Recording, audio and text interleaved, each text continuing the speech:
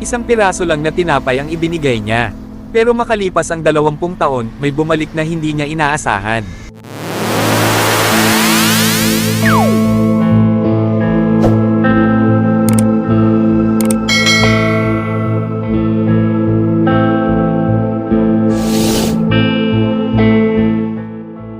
Sa isang tahimik na hapon, may isang batang halos mawalan na ng lakas dahil sa gutom. Wala siyang pera, wala ring malapitan. Ang tanging laman ng puso niya ay pag-asang may tutulong. Napansin siya ng isang mabait na babae mula sa munting panaderya. Walang tanong, walang kapalit. Iniabot niya ang isang pirasong tinapay at isang basong tubig. Sa sandaling iyon, hindi lang tiyan ang nabusog, kundi pati ang pusong matagal nang naghihintay ng kabutihan. Walang salitang binitiwan ng bata, pero sa loob ng kanyang puso, may tahimik na pangako. Balang araw, babawi rin ako.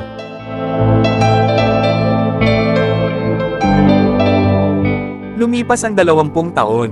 Ang batang minsang nagutom, ngayon ay isa ng matagumpay na doktor. Ngunit kailanman, hindi niya nakalimutan ang isang pirasong tinapay na nagligtas sa kanya noon.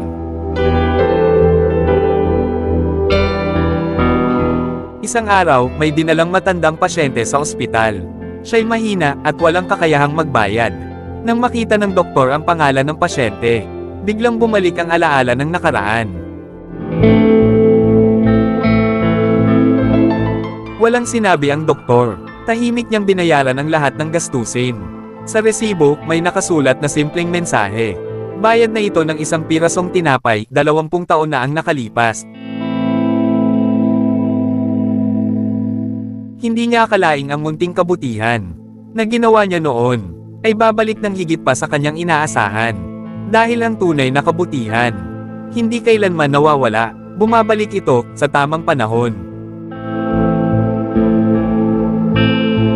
Kung may pagkakataon kang gumawa ng mabuti ngayon, gawin mo na, dahil hindi mo alam, baka ito ang magliligtas sa iyo balang araw.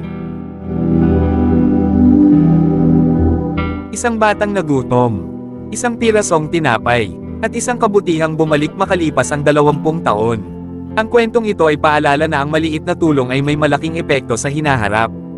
Kaibigan, kung umabot ka hanggang dulo at nadama mo ang mensahe ng kabutihan, pag-asa, at karma, ay huwag kalimutang mag-subscribe dito lang sa Gerald Discovery Channel para sa mas marami pang kwentong may aral.